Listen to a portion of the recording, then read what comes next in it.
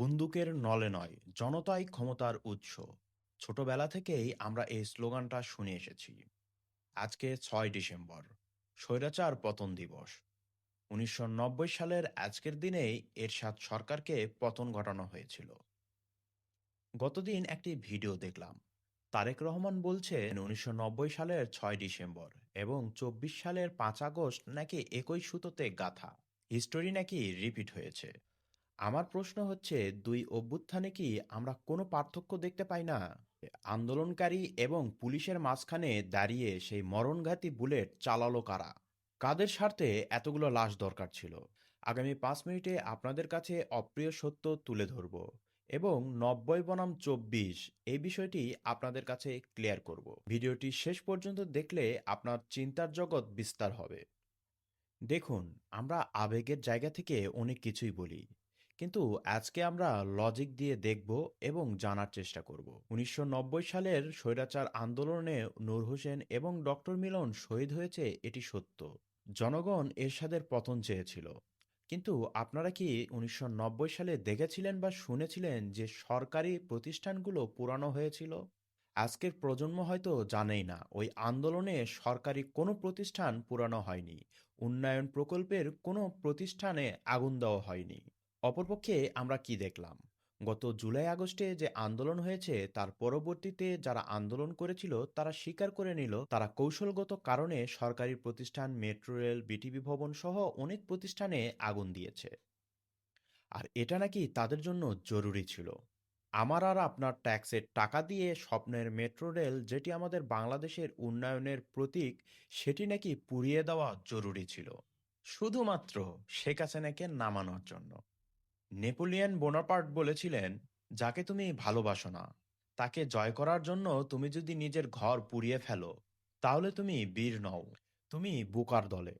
আজ আমাদের মনে হচ্ছে না যে শেখ হাসিনাকে স্বৈরাচার প্রমাণ করতে গিয়ে আমরা দেশটাকে কয়েক যুগ পিছিয়ে ফেলেছি? এই যে ধ্বংসযজ্ঞ, এটি কোনো গণতান্ত্রিক আন্দোলন না সুপরিকল্পিত নাশকতা? সিদ্ধান্ত আপনাদের। এইবার আসি সবচাইতে সেনসিটিভ ইস্যুতে। গত 1.5 বছর থেকে আমরা শুনে আসছি যে পুলিশ হলো হুকুমের গোলাম। কিন্তু একবার কি চিন্তা করে দেখেছেন, পুলিশ কিন্তু কারো বাবা, কারো ভাই, কারো হাজবেন্ড। যখন আপনি দেখবেন থানায় আগুন দেওয়া হচ্ছে, আপনার সহকর্মীকে পিটিয়ে মেরে ঝুলিয়ে রাখা হচ্ছে, তখন একজন সাধারণ নাগরিক হিসেবে বা একজন ল এনফোর্সমেন্ট হিসেবে আপনি কি করতে পারেন? আপনি কি আপনার জীবন সেভ করবেন না? আত্মরক্ষার অধিকার বা রাইট অফ সেলফ ডিফেন্সের অধিকার কি আপনার নেই? আপনি ইউরোপ বা আমেরিকার দিকে তাকান, সেখানে যদি পুলিশের গায়ে হাত তোলা হয়, সরকারি কোনো প্রতিষ্ঠানে হামলা করা হয়, পুলিশ কিন্তু তৎক্ষণাৎ ব্যবস্থা নেয়।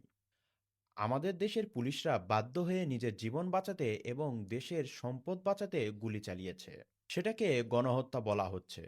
আর যারা পুলিশকে পিটিয়ে হত্যা করলো তাদেরকে বলা হচ্ছে বিপ্লবী। এই দ্বিমুখী নীতি কি আদৌ ন্যায় বিচার? আপনারা হয়তো দেখে থাকবেন বা জেনে থাকবেন, অনেক আন্দোলনকারীরা প্রকাশ্যে এসে স্বীকার করে নিয়েছে তারা যদি এই অরাজকতা বা নাশকতা না করত তাহলে হাসিনা সরকারের পতন হতো না। তাহলে কি ধরেই নেওয়া যাক এই আন্দোলন হাসিনা সরকারকে পতনের জন্যই ছিল, কোনো কোঠার জন্য ছিল না? তার মানে এই ভায়োলেন্স বা অরাজকতা ছিল পুরো প্রি প্ল্যান গেম। আর এই গেমে বলির পাঠা বানানো হয়েছে পুলিশকে এবং আবেগী শিক্ষার্থীদের। ভিডিওর শুরুতে যে বুলেটের কথা বলেছিলাম, আসুন সে বিষয় নিয়ে কথা বলি। অন্তর্বর্তী সরকারের সাবেক স্বরাষ্ট্র উপদেষ্টা ব্রিগেডিয়ার সাখাওয়াত হোসেন, বর্তমানে নৌপরিবহন এবং পাটবস্ত্র উপদেষ্টা, তিনি বলেছিলেন পুলিশের গুলিতে এত মানুষ মারা যায়নি। কিছু মানুষ মারা গিয়েছে যাদের শরীরে পাওয়া গিয়েছে 7.62 এর বুলেট, যেটি পুলিশ ব্যবহার করে না। এই গুলিগুলো ব্যবহার হয় স্নাইপার বা রাইফেলে, যেটি বাংলাদেশ পুলিশের কাছে নেই।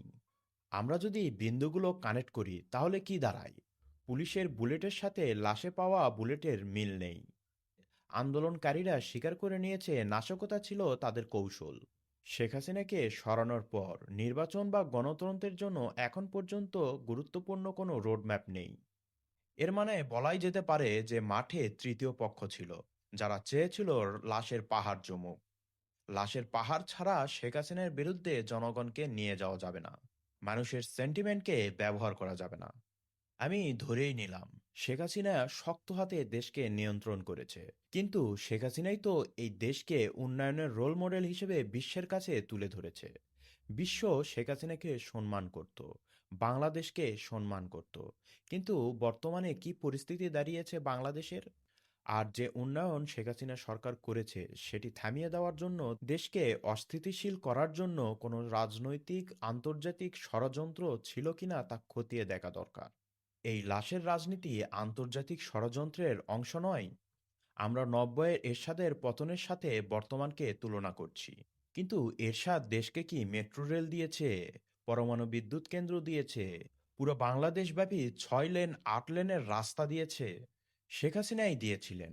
আর এই উন্নয়নের অপরাধেই হয়তো তাকে এইভাবে সরে যেতে হলো। ইতিহাস খুব নিষ্ঠুর, সত্য চাপা পড়ে থাকলেও একসময় তা বেরিয়ে আসবেই।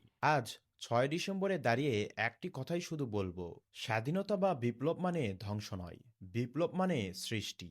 আমরা ধ্বংস দেখেছি, এখন সৃষ্টির জন্য অপেক্ষা করছি। কিন্তু যে প্রক্রিয়ায় ২৪-এর পট পরিবর্তন হলো, সেটা ভবিষ্যৎ ইতিহাসের কাঠগড়ায় একদিন দাঁড়াবেই। আপনাদের কাছে আমার একটি প্রশ্ন, আবেগ দিয়ে নয়, যুক্তি সহকারে উত্তর দিবেন। ১৯৯০ সালের স্বৈরাচার পতন আর ২৪ সালের পট পরিবর্তন কি একই সূত্রে গাঁথা? আপনি কি বর্তমানে সত্যিই নিজেকে সেফ ফিল করছেন, বা আপনার পরিবার সেফ ফিল করছে, নাকি মনের এক কোণায় অজানা ভয় কাজ করছে? উত্তরটা সাহসের সাথে জানিয়ে যাবেন। আজকে এই পর্যন্তই, তাহলে দেখা হচ্ছে নতুন কোনো ভিডিওতে, নতুন কোনো আঙ্গিকে। সত্যের পথেই থাকুন, সত্য বলুন। ভালো থাকবেন, সুস্থ থাকবেন। আল্লাহ হাফেজ। ধন্যবাদ।